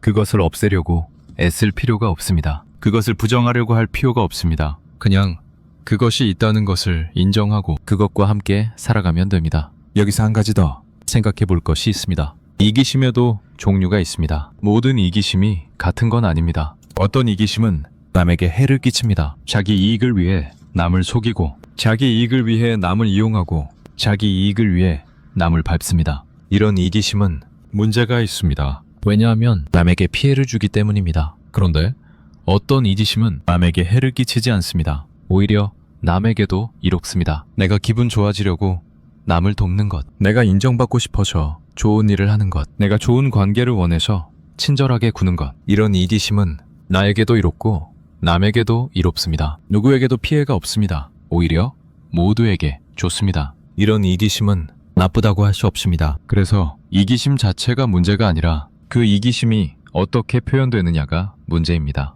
남에게 해를 끼치는 방식으로 표현되면 민자가 됩니다. 남에게도 이로운 방식으로 표현되면 오히려 좋은 것이 됩니다. 이렇게 보면 이기심을 무조건 억누르려 할 필요가 없습니다. 이기심을 잘 방향 지으면 됩니다. 나에게도 이롭고 남에게도 이로운 방향으로 그것이 가능합니다. 그리고 사실 대부분의 사람들이 이미 그렇게 하고 있습니다. 우리가 사회 속에서 협력하며 사는 것, 서로 도우며 사는 것, 관계를 맺으며 사는 것, 이 모든 것이 이기심과 이타심이 함께 작동한 결과입니다. 완전히 이기적이기만 하면 사회가 유지되지 않습니다. 아무도 협력하지 않을 테니까요. 완전히 이타적이기만 해도 개인이 유지되지 않습니다. 자기를 돌보지 않으면 살아남을 수 없으니까요. 둘이 적절히 섞여 있기 때문에 개인도 살아남고 사회도 유지됩니다. 이것이 인간의 본성입니다. 이기심과 이타심이 공존하는 것, 그것이 자연스러운 것입니다. 쇼펜하우어의 말로 돌아가 봅니다. 인간은 자기 이익이 걸려 있을 때만 비로소 천사 같은 얼굴을 한다. 이 말이 처음에는 인간에 대한 비난처럼 들렸습니다. 인간은 결국 이기적이라는 냉소처럼 느껴졌습니다. 그런데 지금까지의 이야기를 따라오면 이 말을 조금 다르게 볼 수 있습니다. 인간은 이익이 걸려 있을 때 천사 같은 얼굴을 한다. 이건 비난이 아니라 관찰일 수 있습니다. 인간은 그렇게 작동한다는 것. 이익이 걸려 있을 때 더 친절해지고 더 다정해진다는 것. 그것이 인간의 본성이라는 것. 그리고 그 본성 덕분에 협력이 가능하고 사회가 유지된다는 것. 이렇게 보면 이 말이 꼭 나쁜 의미만은 아닙니다. 인간은 이익을 추구하기 때문에 오히려 남에게 잘해줍니다. 좋은 관계를 유지하고 싶으니까, 상대방의 협력을 얻고 싶으니까, 나중에 도움을 받고 싶으니까, 이런 이기적인 동기가 있기 때문에 친절한 행동이 나옵니다. 역설적이지만 그렇습니다. 이기심이 이타적 행동을 만들어냅니다. 물론 이게 전부는 아닙니다. 인간에게는 순수하게 남을 걱정하는 마음도 있습니다. 가까운 사람이 아플 때 마음이 아픈 것, 모르는 사람의 불행을 보고 안타까워하는 것, 이런 감정은 계산과 무관하게 일어납니다. 그냥 인간이기 때문에 느끼는 감정입니다. 이것을 공감이라고 부릅니다. 공감 능력도 오랜 진화 과정에서 발달한 것입니다. 우리 생활을 하면서 다른 사람의 감정을 읽을 수 있어야 접력이 가능했기 때문입니다. 상대방이 화가 났는지 기뻐하는지 알아야 적절하게 대응할 수 있습니다. 상대방이 도움이 필요한지 알아야 도울 수 있습니다. 그래서 다른 사람의 감정을 느끼는 능력이 발달했습니다. 이 공감 능력 덕분에 우리는 남의 고통을 보면 마음이 아픕니다. 남의 기쁨을 보면 함께 기뻐합니다. 이건 계산이 아닙니다. 자동으로 일어나는 반응입니다. 그러니까 인간에게는 이기심도 있고 공감도 있습니다. 둘 다 있습니다. 이기심 때문에 남을 돕기도 하고 공감 때문에 남을 돕기도 합니다. 둘이 섞여 있습니다. 어떤 행동이 순수하게 이기심에서 나온 건지 순수하게 공감에서 나온 건지 구분하기 어려울 때가 많습니다. 대부분은 둘이 섞여 있기 때문입니다. 그리고 그게 자연스러운 것입니다. 인간은 그렇게 복잡한 존재입니다. 한 가지 동기로만 움직이지 않습니다. 여러 동기가 섞여서 움직입니다. 그래서 내 마음을 들여다봤을 때 이기심이 보인다고 해서 실망할 필요가 없습니다. 그건 당연한 것입니다. 동시에 공감도 있고 진심도 있고 따뜻함도 있습니다. 그것들이 함께 있습니다. 이기심만 있는 게 아닙니다. 여기서 한 가지 더 깊이 들어가 봅니다. 이기심이 전혀 없는 마음이라 정말 존재할 수 있을까요? 완전히 순수한 이타심. 자기 자신은 전혀 생각하지 않고 오직 남만 생각하는 마음. 그런 게 가능할까요? 어떤 사람들은 가능하다고 말합니다. 성인이나 현자들은 그런 경지에 이르렀다고 합니다. 자기를 완전히 비우고 오직 남만을 위해 사는 삶. 그런 삶이 이상적인 것으로 여겨집니다. 그런데 과연 그럴까요? 정말 자기 자신을 완전히 지울 수 있을까요? 조금 다르게 생각해 봅니다. 완전히 순수한 이타심이 꼭 좋은 것일까요? 자기 자신을 전혀 돌보지 않는 것이 정말 바람직한 것일까요? 생각해 보면 자기를 돌보지 않으면 남을 도울 수도 없습니다. 내가 건강하지 않으면 남을 돌볼 수 없습니다. 내가 안정되지 않으면 남에게 안정을 줄 수 없습니다. 내가 행복하지 않으면 남을 행복하게 하기 어렵습니다. 그러니까 어느 정도의 이기심은 필요한 것입니다. 자기 자신을 챙기는 것, 자기 건강을 돌보는 것, 자기 행복을 추구하는 것, 이것은 이기심이지만 필요한 이기심입니다. 이것이 있어야 남도 도울 수 있습니다. 그래서 이기심을 완전히 없애려고 할 필요가 없습니다. 적절한 이기심은 필요합니다. 문제는 이기심의 유무가 아니라 그 균형입니다. 자기만 챙기고 남은 전혀 생각하지 않으면 문제입니다. 남만 챙기고 자기면 전혀 돌보지 않아도 문제입니다. 둘 사이에서 적절한 균형을 찾는 것, 그것이 중요한 것 같습니다. 그리고 그 균형은 상황에 따라 달라집니다. 어떤 상황에서는 자기를 더 챙겨야 합니다. 내가 힘들 때, 내가 지쳤을 때, 내가 도움이 필요할 때, 이럴 때는 자기를 먼저 돌봐야 합니다. 그래야 나중에 남도 도울 수 있습니다. 또 어떤 상황에서는 남을 더 챙겨야 합니다. 상대방이 정말 힘들 때, 상대방이 위급할 때, 내가 도울 수 있는 위치에 있을 때, 이럴 때는 자기보다 남을 먼저 생각합니다. 이렇게 상황에 따라 균형점이 달라집니다. 고정된 정답이 있는 게 아닙니다. 그때그때 판단해야 합니다. 그리고 그 판단에는 이기심도 작용하고 이타심도 작용합니다. 둘 다 작용해야 적절한 판단이 나옵니다. 이기심만 있으면 남을 너무 소홀히 합니다. 이타심만 있으면 자기를 너무 소홀히 합니다. 둘이 함께 있어야 균형 잡힌 판단이 가능합니다. 이렇게 생각하면 이기심은 없애야 할 적이 아니라 함께 가야 할 동반자입니다. 이기심을 인정하고 이기심과 함께 살아가면서 그것이 좋은 방향으로 표현되도록 하는 것. 그것이 현실적인 길인 것 같습니다. 완전히 순수해지려고 애쓰는 것보다 더 현실적이고 더 지속 가능한 길입니다. 돌아보면 우리는 이기심에 대해 너무 가혹했는지도 모릅니다. 이기심이 조금만 보여도 부끄러워하고 숨기려 했습니다. 순수한 척하려고 애썼습니다. 그런데 그럴 필요가 없었습니다. 이기심은 인간의 일부입니다. 그것을 부정한다고 사라지지 않습니다. 오히려 인정하고 받아들이면 더 편해집니다. 나는 이기심이 있다. 그건 당연한 거다. 인간이니까. 이렇게 받아들이면 자기 자신에게 더 정직해집니다. 그리고 타인에게도 더 너그러워집니다. 저 사람도 이기심이 있겠구나. 그건 당연한 거구나. 인간이니까. 이렇게 생각하면 타인을 덜 비난하게 됩니다. 이기심이 있다고 해서 나쁜 사람인데 아니니까요. 누구나 있는 거니까요. 이렇게 이기심을 인간 본성의 일부로 받아들이면 많은 것이 편해집니다. 자기 자신과의 관계도 편해지고 타인과의 관계도 편해집니다. 굳이 순수한 척하지 않아도 되고 굳이 남을 의심하지 않아도 됩니다. 모두가 이기심을 가진 인간이라는 것. 그것을 전제로 하면 관계가 더 현실적이 됩니다.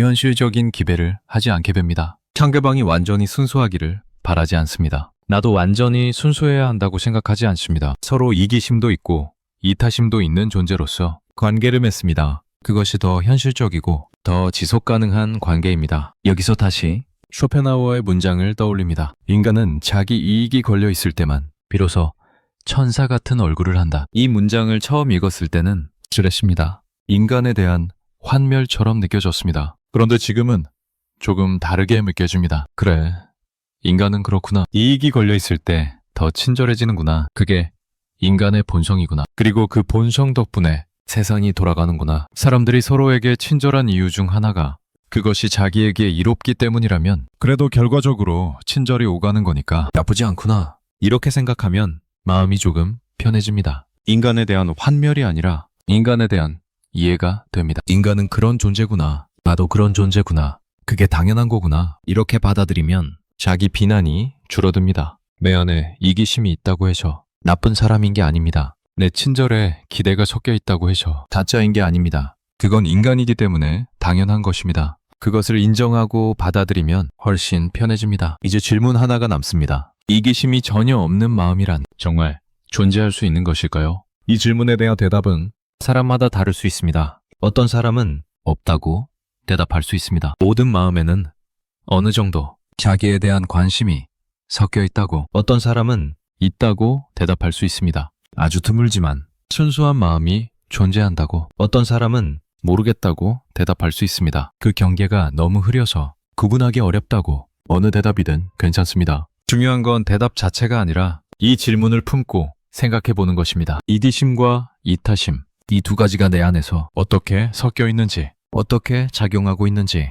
그것을 들여다보는 것. 그 과정에서 자기 자신에 대한 이해가 깊어집니다. 그리고 타인에 대한 이해도 깊어집니다. 우리는 모두 이기심과 이타심이 섞인 존재입니다. 그것이 인간입니다. 그것을 인정하고 받아들이면 세상이 조금 달라 보입니다. 완벽하게 순수한 사람을 찾지 않게 됩니다. 완벽하게 순수해지려고 애쓰지 않게 됩니다. 그냥 있는 그대로의 인간으로서 서로를 만나게 됩니다. 이기심도 있고 이타심도 있는 존재로서 그것이 더 현실적이고 더 편안한 관계의 시작인 것 같습니다. 이기심이 전혀 없는 마음이란 정말 존재할 수 있는 것일까요? 이 질문을 품고 잠시 생각에 잠겨봅니다. 대답을 서두를 필요는 없습니다. 그냥 질문과 함께 머물러 봅니다. 내 안에 이기심을 바라봅니다. 내 안에 이타심을 바라봅니다. 그것들이 어떻게 얽혀 있는지 지켜봅니다. 판단하지 않고 비난하지 않고 그냥 있는 그대로 봅니다. 그것이 인간을 이해하는 첫 걸음입니다. 나 자신을 이해하는 첫 걸음입니다. 앞에서 우리는 이기심과 이타심이 생각보다 가까이 붙어 있다는 것을 보았습니다. 이기심은 나쁜 것이 아니라 인간이라는 존재의 일부라는 것. 그것을 인정하면 자기 자신에게도 타인에게도 더 너그러워질 수 있다는 것. 그런 이야기를 나눴습니다. 이제 조금 더 넓은 시선으로 바라보려 합니다. 이기심이 있다는 것을 인정한 상태에서 그렇다면 우리의 관계는 어떻게 되는 걸까요? 이해관계로 시작된 관계는 결국 가짜인 걸까요? 필요에 의해 만난 사람은 진짜 인연이 아닌 걸까요? 이 질문을 품고 조금 더 깊이 들어가 봅니다. 살아오면서 수많은 사람을 만났습니다. 그 만남들을 떠올려 보면 순수하게 시작된 만남은 생각보다 많지 않습니다. 대부분의 만남에는 어떤 이유가 있었습니다. 같은 학교에 다녀서, 같은 직장에서 일해서, 같은 동네에 살아서, 누군가의 소개로, 어떤 필요에 의해서 이런 이유들이 있었습니다. 완전히 우연히, 아무 이유 없이 그냥 마음이 끌려서 만난 사람. 그런 경우는 드뭅니다. 대부분은 어떤 맥락 속에서, 어떤 필요 속에서, 어떤 상황 속에서 만났습니다. 그렇다면 그 만남들은 순수하지 않은 걸까요? 처음부터 이해관계가 있었으니 진짜 인연이 아닌 걸까요? 여기서 잠시 멈추어 생각해 봅니다. 순수한 만남이란 뭘까요? 아무 이유 없이, 아무 필요 없이 그냥 만나는 것. 그런 만남이 정말 있을까요? 생각해 보면 모든 만남에는 어떤 맥락이 있습니다. 학교에서 만났다면 교육이라는 맥락이 있습니다. 직장에서 만났다면 일이라는 맥락이 있습니다. 동네에서 만났다면 거주라는 맥락이 있습니다. 완전히 맥락 없이 만나는 경우는 거의 없습니다. 그러니까 어떤 의미에서는 모든 만남이 이유가 있는 만남입니다. 완전히 순수한 만남이란 존재하기 어려운 것인지도 모릅니다. 그렇다면 중요한 건 만남의 시작이 어땠느냐가 아니라 그 만남이 어떻게 흘러왔느냐인 것 같습니다. 처음에는 필요에 의해 만났더라도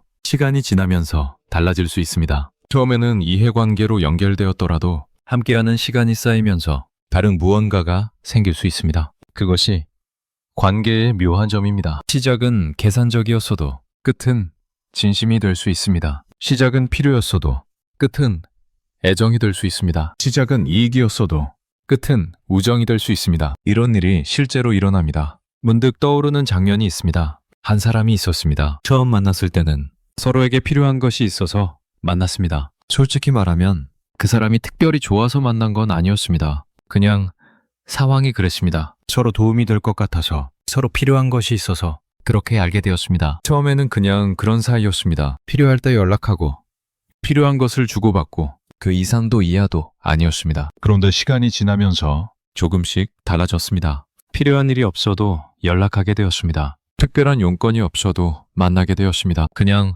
그 사람이 궁금해졌습니다. 언제부터 그랬는지 모르겠습니다. 어느 순간 보니 그 사람이 소중한 사람이 되어 있었습니다. 처음에 이해관계는 이미 사라진 지 오래였습니다. 그런데 관계는 계속되고 있었습니다. 아니, 오히려 더 깊어져 있었습니다. 이런 경험이 있으신가요? 아마 많은 분들이 비슷한 경험을 가지고 있을 겁니다. 처음에는 그냥 그런 사이였는데 어느새 중요한 사람이 된 경우, 처음에는 필요에 의해 만났는데 지금은 필요와 상관없이 만나는 경우, 처음에는 이해관계였는데 지금은 진심인 경우, 이런 일은 생각보다 흔합니다. 그렇다면 우리가 가진 관계에 대한 생각을 조금 바꿔볼 필요가 있을 것 같습니다. 흔히 우리는 순수하게 시작된 관계만이 진짜 관계라고 생각합니다. 아무 이해관계 없이 그냥 마음이 끌려서 순수하게 좋아서 시작된 관계, 그런 관계만이 가치 있다고 생각합니다. 반대로 이해관계로 시작된 관계는 어딘가 부족하다고 느낍니다. 순수하지 않으니까,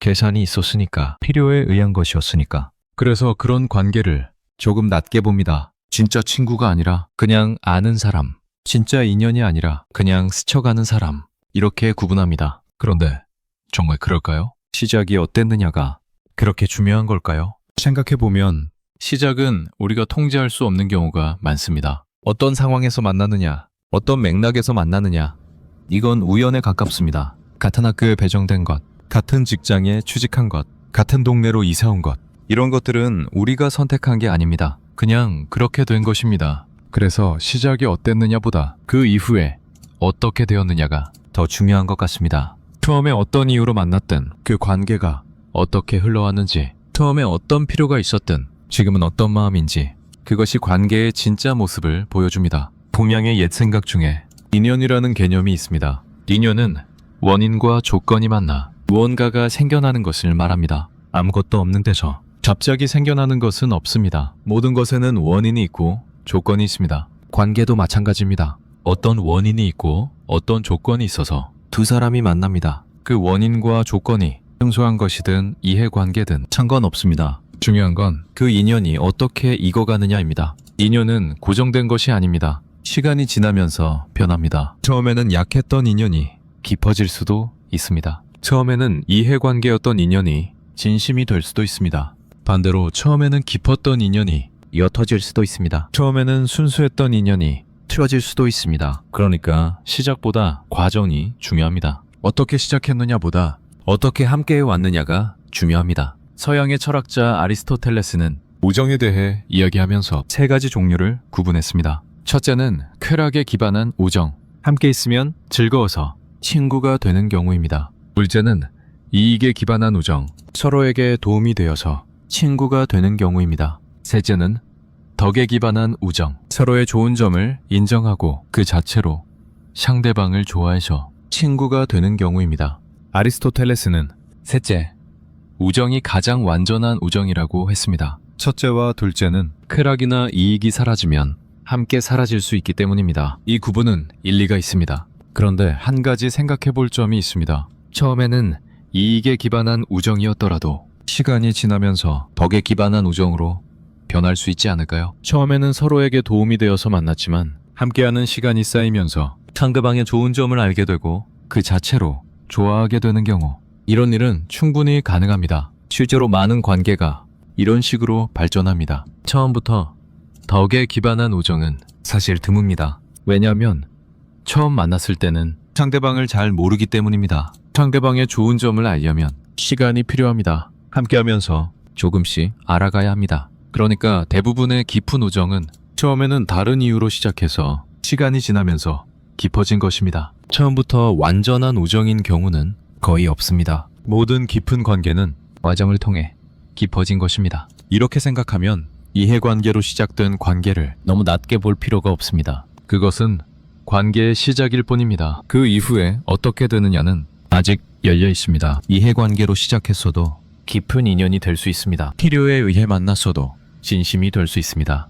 역사를 돌아보면 이런 경우가 많습니다. 정치적인 동맹으로 만났다가 진정한 동지가 된 사람들, 사업적인 필요로 만났다가 평생의 친구가 된 사람들, 처음에는 서로를 이용하려 했다가 결국 서로를 존경하게 된 사람들, 이런 이야기는 역사 속에 많습니다. 시작이 어땠든 관계가 흘러온 방향이 중요했습니다. 문학작품 속에서도 이런 관계가 자주 등장합니다. 처음에는 적이었다가 나중에 친구가 된 인물들, 처음에는 이해관계로 엮였다가 나중에 진심으로 연결된 인물들, 이런 관계의 변화가 이야기의 감동을 만들어냅니다. 왜냐하면 우리도 그런 경험을 알기 때문입니다. 처음과 지금이 다른 관계, 그 변화의 과정이 관계를 더 깊게 만든다는 것을 우리는 알고 있습니다. 여기서 한 가지 더 생각해 볼 것이 있습니다. 이해관계로 시작된 관계가 진심이 되는 과정에서 무엇이 일어나는 걸까요? 처음에는 필요 때문에 만났습니다. 서로에게 도움이 되니까 만났습니다.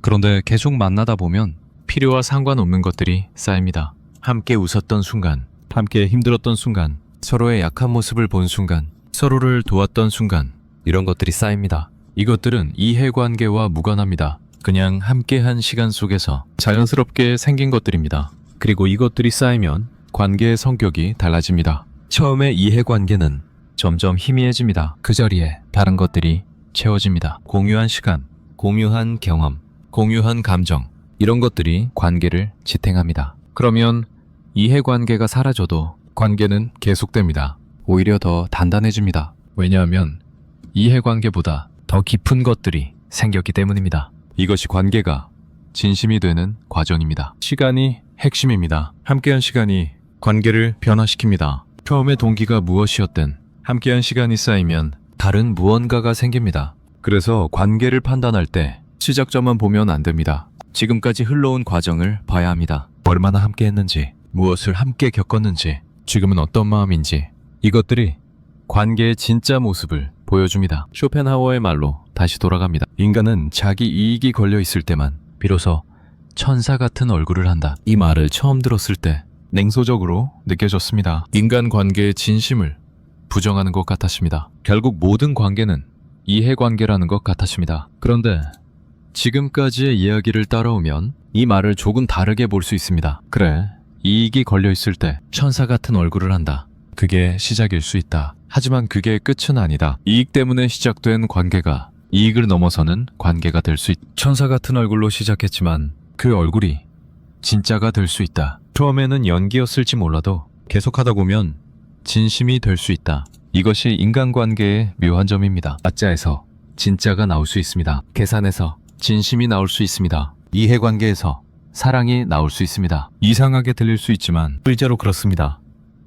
심리학에서는 이런 현상을 여러 가지로 설명합니다. 하나는 단순 노출 효과입니다. 자주 보면 좋아지게 됩니다. 처음에는 별 감정이 없었어도 계속 만나다 보면 친숙해지고 편해집니다. 그러면 자연스럽게 호감이 생깁니다. 이해관계로 자주 만났더라도 만남 자체가 호감을 만들어냅니다. 또 하나는 인지부조화입니다. 우리는 자기 행동과 생각이 일치하기를 원합니다. 이해관계 때문에 친절하게 굴었는데 계속 그러다 보면 진짜 그 사람이 좋아지는 경우가 있습니다. 왜냐하면 뇌가 행동과 감정을 일치시키려 하기 때문입니다. 친절하게 대하고 있으니까 좋아하는 거라고 해석합니다. 그러면 진짜 좋아지게 됩니다. 이상하지만 그렇습니다. 행동이 감정을 만들어냅니다. 처음에는 연기였어도 계속하면 진심이 됩니다. 또 하나는 공유된 경험의 힘입니다. 함께 무언가를 겪으면 유대감이 생깁니다. 특히 어려운 일을 함께 겪으면 더 강한 유대감이 생깁니다. 이해관계로 시작된 관계라도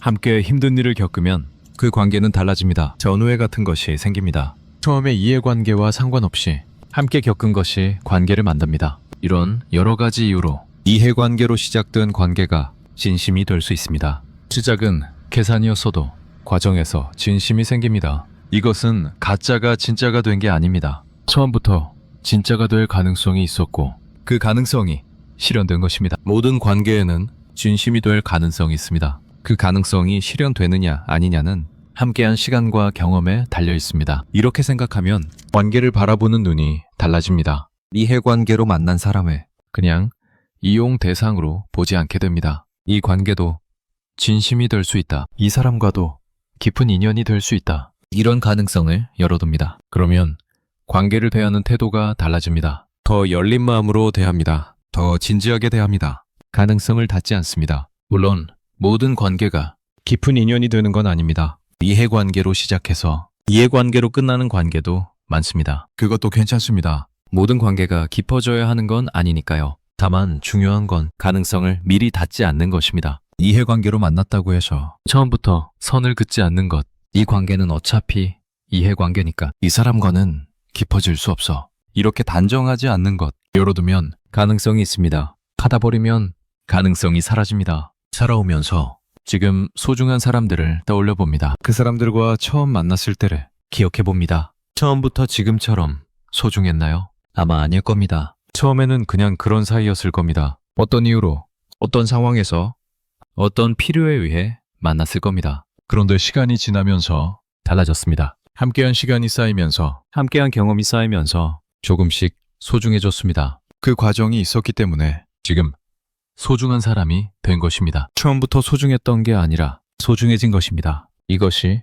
관계의 진실입니다. 소중한 관계는 처음부터 주어지는 게 아니라 만들어지는 것입니다. 함께한 시간이 만들고, 함께한 경험이 만들고, 서로에 대한 마음이 만듭니다. 그러니까 시작이 어땠느냐는 그렇게 중요하지 않습니다. 중요한 건 지금입니다. 지금 이 관계가 어떤지, 지금 이 사람이 나에게 어떤 의미인지, 지금 내가 이 사람에게 어떤 마음인지, 이것이 관계의 진짜 모습입니다. 냉소적인 시선으로 보면 모든 관계가 이해관계로 보입니다. 저 사람이 나에게 친절한 건 뭔가 원하는 게 있어서야. 저 사람이 나와 가까이 지내는 건 나한테 이용 가치가 있어서야. 이렇게 보면 끝이 없습니다. 모든 관계를 의심하게 됩니다. 그런데 그렇게 보면 관계가 깊어질 수 없습니다. 늘 경계하고 있으니까요. 늘 의심하고 있으니까요. 그러면 이해관계가 사라졌을 때 관계도 함께 사라집니다. 진심이 생길 틈이 없었으니까요. 반대로 열린 시선으로 보면 가능성이 보입니다. 이 사람과 지금은 이해관계지만 앞으로 어떻게 될지 모른다. 이 관계가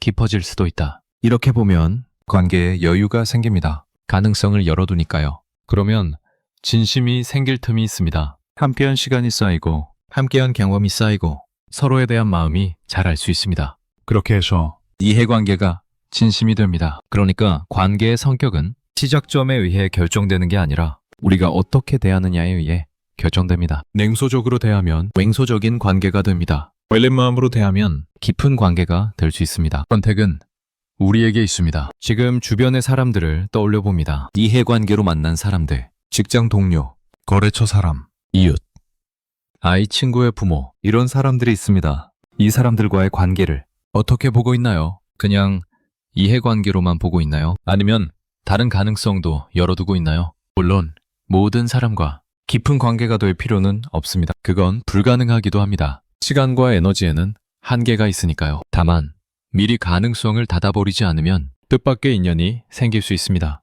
그냥 직장 동료였는데 평생의 친구가 될 수 있습니다. 그냥 이웃이었는데 가족 같은 사이가 될 수 있습니다. 이런 일은 실제로 일어납니다. 그리고 그런 관계가 삶을 풍요롭게 합니다. 쇼펜하우어는 인간의 이기심을 날카롭게 지적했습니다. 그 지적은 맞습니다. 인간은 이기적입니다. 이익이 걸려있을 때 더 친절해집니다. 그런데 그것이 전부는 아닙니다. 이기적으로 시작된 것이 이기심을 넘어설 수 있습니다. 계산으로 시작된 것이 계산을 넘어설 수 있습니다. 이해관계로 시작된 것이 사랑이 될 수 있습니다. 이것이 인간의 또 다른 면입니다. 인간은 이기적이지만 이기심만으로는 설명되지 않습니다. 이기심을 넘어서는 무언가가 있습니다. 그것이 관계 속에서 자랍니다. 시간이 지나면서 자랍니다. 함께하면서 자랍니다. 그래서 인간에 대해 완전히 맹소적일 필요는 없습니다. 이기심이 있다는 것을 인정하면서도 그것을 넘어서는 가능성도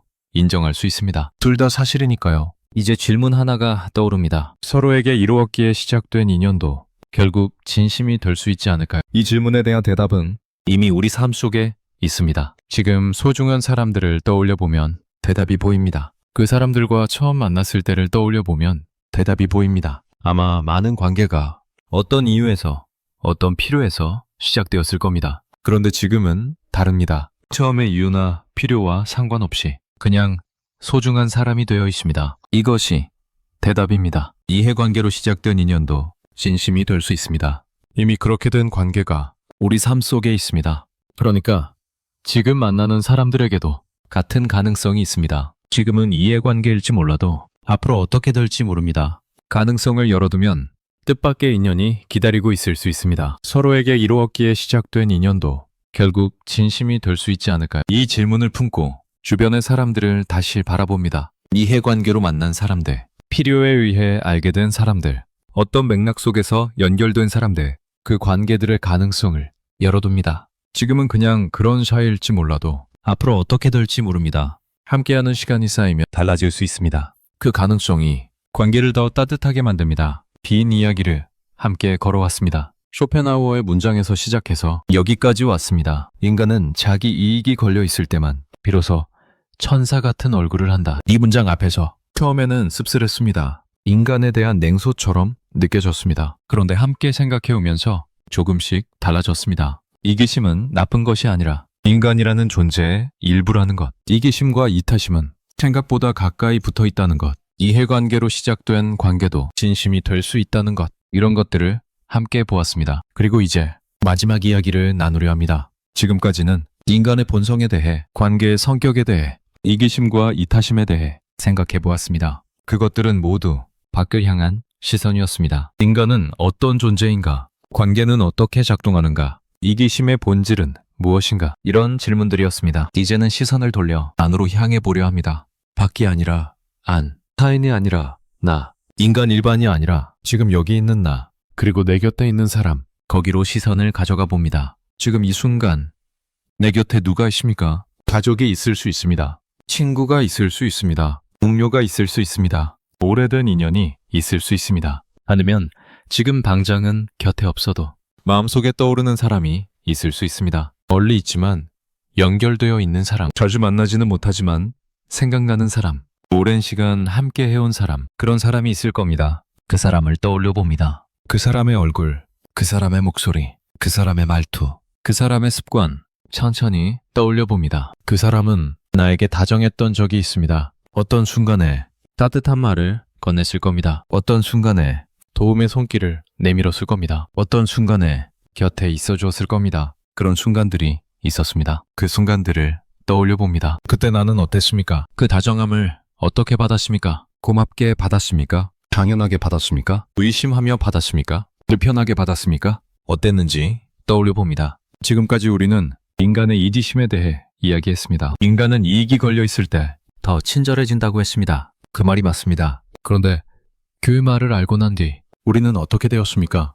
누군가의 친절 앞에서 더 의심하게 되었습니까? 아니면 더 너그러워졌습니까? 이것은 중요한 질문입니다. 같은 지식을 가지고도 사람마다 다르게 반응합니다. 어떤 사람은 인간은 이기적이니까 조심해야지 라고 생각합니다. 그래서 더 경계하게 됩니다. 더 의심하게 됩니다. 더 벽을 세우게 됩니다. 또 어떤 사람은 인간은 이기적이지만 그래도 괜찮아 라고 생각합니다. 그래서 더 이해하게 됩니다. 더 받아들이게 됩니다. 더 열린 마음을 갖게 됩니다. 같은 사실을 알아도 받아들이는 방식에 따라 삶이 달라집니다. 나는 어느 쪽입니까? 인간의 이기심을 알고 난 뒤 나는 어떻게 변했습니까? 더 다쳤습니까? 더 열렸습니까? 이 질문에 대한 답이 앞으로의 삶을 결정합니다. 여기서 한 가지 생각해 볼 것이 있습니다. 누군가의 친절이 순수한지 아닌지를 따지는 것. 이것이 정말 중요한 걸까요? 물론 알고 싶은 마음은 있습니다. 이 사람이 나에게 친절한 게 진짜인지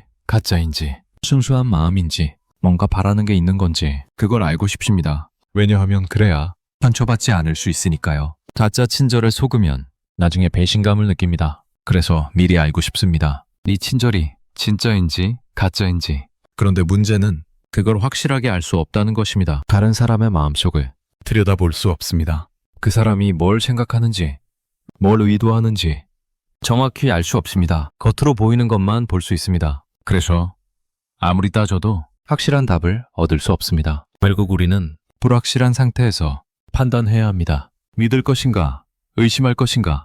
이 선택은 상대방에 대한 정보가 아니라 나 자신의 태도에 달려 있습니다. 같은 친절 앞에서 어떤 사람은 믿고 어떤 사람은 의심합니다. 그 차이는 상대방이 아니라 받아들이는 사람의 마음에 있습니다. 그러니까 중요한 건 상대방의 마음이 어떤가가 아니라 내 마음이 어떤가입니다. 나는 이 친절을 어떤 눈으로 바라보고 있는가? 이것이 진짜 질문입니다. 상대방의 동기를 캐내는 것보다 내 마음을 들여다보는 것이 더 의미 있습니다. 왜냐하면 상대방의 동기는 알 수 없지만 내 마음은 알 수 있으니까요. 그리고 내 마음이 관계의 방향을 결정하니까요. 의심하는 마음으로 받으면 그 관계는 의심의 관계가 됩니다. 열린 마음으로 받으면 그 관계는 열린 관계가 됩니다. 상대방의 동기가 어떻든 내가 어떻게 받느냐에 따라 관계의 성격이 달라집니다. 그러니까 상대방을 판단하기보다 나 자신을 돌아보는 게 더 중요합니다. 지금 내 곁에 있는 사람, 그 사람의 다정함을 나는 어떻게 받고 있습니까? 고맙게 받고 있습니까?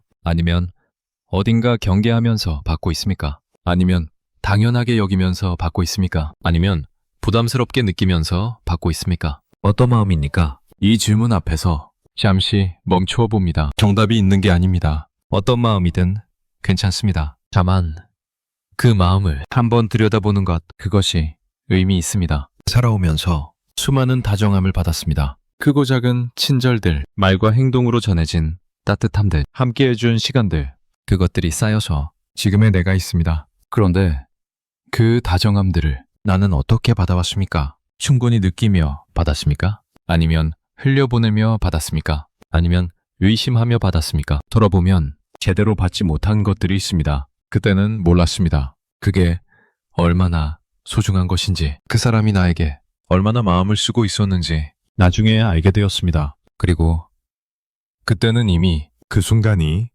지나간 뒤였습니다. 이런 경험이 있으신가요? 아마 누구나 있을 겁니다. 받을 때는 몰랐는데 지나고 나서야 알게 된 다정함. 그때 더 고마워할 걸. 그때 더 표현할 걸. 그때 더 소중히 여길 걸. 이런 생각이 드는 순간들.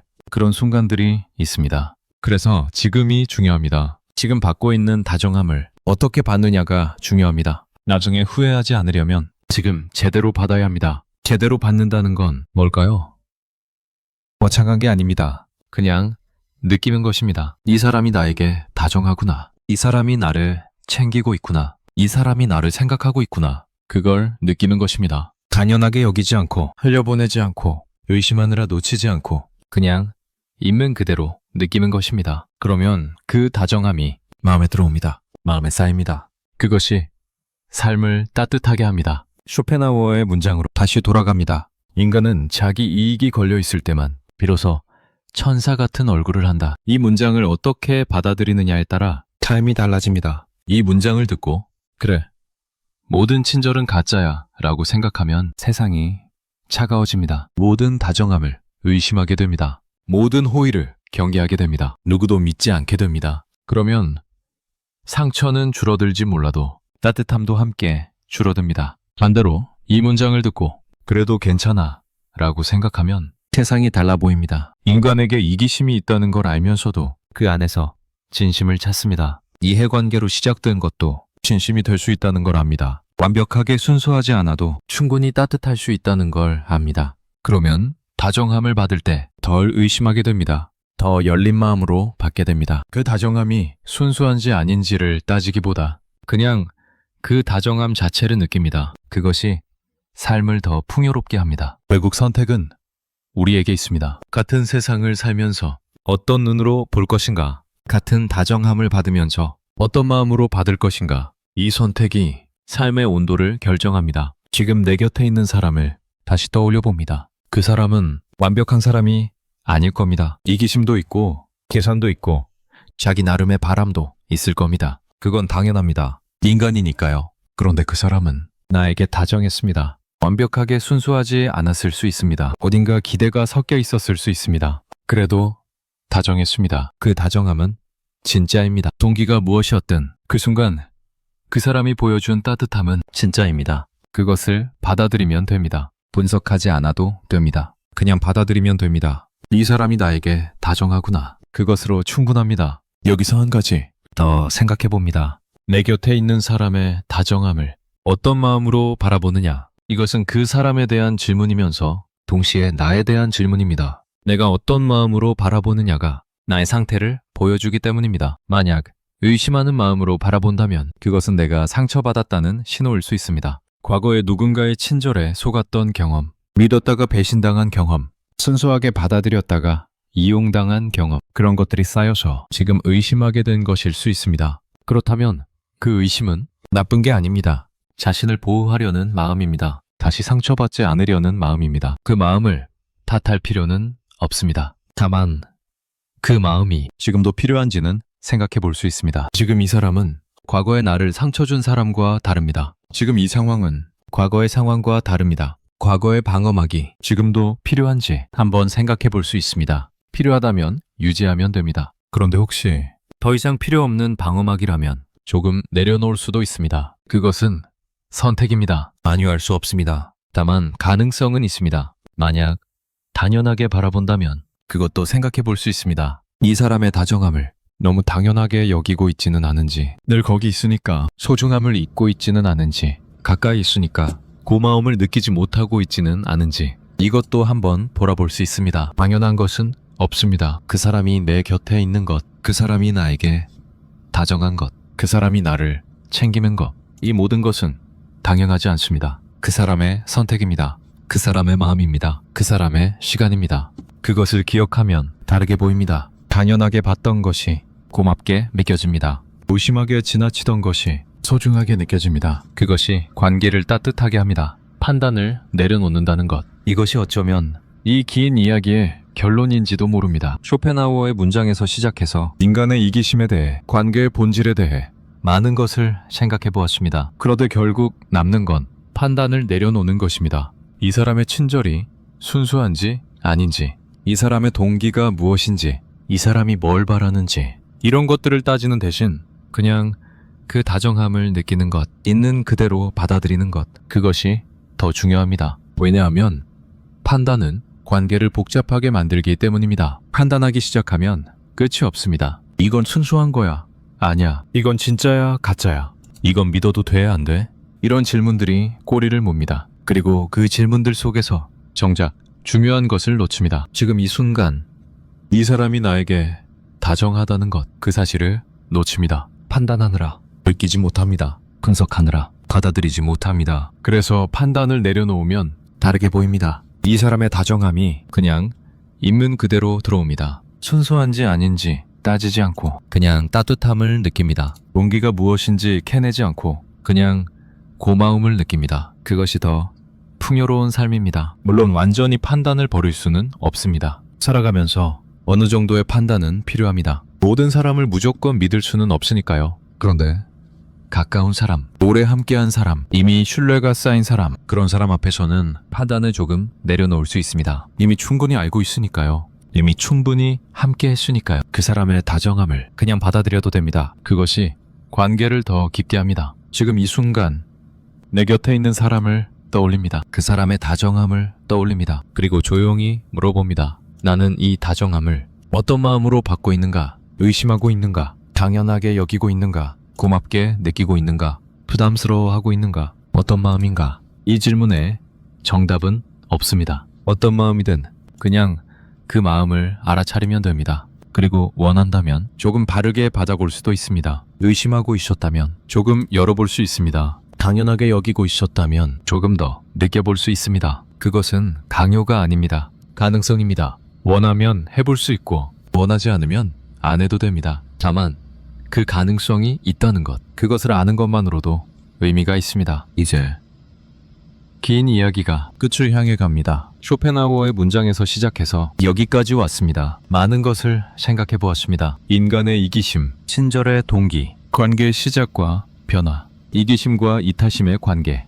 판단을 내려놓는 것, 이 모든 것들을 지나왔습니다. 그리고 마지막에 남는 건 아주 단순한 것입니다. 지금 내 곁에 있는 사람, 그 사람의 다정함, 그것을 어떤 마음으로 바라보고 있는가. 이것이 결국 중요한 것입니다. 철학적인 이해도 좋고 심리학적인 분석도 좋고 인간 본성에 대한 통찰도 좋습니다. 그런데 결국은 지금 여기로 돌아옵니다. 내 삶, 내 관계, 내 곁에 있는 사람, 거기로 돌아옵니다. 그리고 거기서 조용히 묻습니다. 나는 이 다정함을 어떻게 받고 있는가? 이 질문을 품고 잠시 머물러 봅니다. 대답을 서두를 필요 없습니다. 그냥 질문과 함께 있으면 됩니다. 질문이 마음속에서 천천히 울려 퍼지게 두면 됩니다. 그러면 무언가가 조용히 움직이기 시작할 겁니다. 마음 어딘가에서 무언가가 달라지기 시작할 겁니다. 큰 변화가 아니어도 됩니다. 아주 작은 것이어도 됩니다. 그냥 조금 다르게 느끼는 것, 그것만으로도 충분합니다. 삶은 거창한 결심으로 바뀌지 않습니다. 작은 느낌의 변화로 바뀝니다. 조금 다르게 보는 것, 조금 바르게 느끼는 것, 조금 바르게 받아들이는 것, 그런 작은 것들이 쌓여서 삶이 달라집니다. 지금 이 질문이 그런 작은 시작이 되면 좋겠습니다. 내 곁에 있는 사람의 다정함을 조금 다르게 보는 시작, 조금 더 열린 마음으로 받는 시작, 조금 더 고맙게 느끼는 시작, 그런 시작이 되면 좋겠습니다. 그리고 그 시작이 관계를 조금 더 따뜻하게 만들면 좋겠습니다. 삶을 조금 더 풍요롭게 만들면 좋겠습니다. 쇼펜하우어는 인간의 이기심을 날카롭게 지적했습니다. 그 지적은 맞습니다. 인간에게는 이기심이 있습니다. 그런데 그것이 전부는 아닙니다. 이기심 속에서도 진심이 자랍니다. 계산 속에서도 따뜻함이 생깁니다. 이해관계 속에서도 사랑이 피어납니다. 그것이 인간입니다. 불완전하지만 그 불완전함 속에서 아름다운 것들이 나옵니다. 그것을 믿어도 됩니다. 내 곁에 있는 사람의 다정함을 믿어도 됩니다. 완벽하게 순수하지 않아도 충분히 따뜻하니까요. 이기심이 섞여 있어도 충분히 진심이니까요. 그것을 받아들이면 됩니다. 그것으로 충분합니다. 이제 정말 마지막입니다. 긴 이야기를 함께 해주셔서 고맙습니다. 마지막으로 하나의 질문을 남깁니다. 이 질문을 품고 조용히 생각에 잠겨 보시기 바랍니다. 대답은 필요 없습니다. 그냥 질문과 함께 머무르시면 됩니다. 그 시간이 무언가를 바꿀 겁니다. 아주 조금이라도 무언가가 달라질 겁니다. 그것으로 충분합니다. 지금 내 곁에 있는 사람의 다정함을 나는 어떤 마음으로 바라보고 있습니까?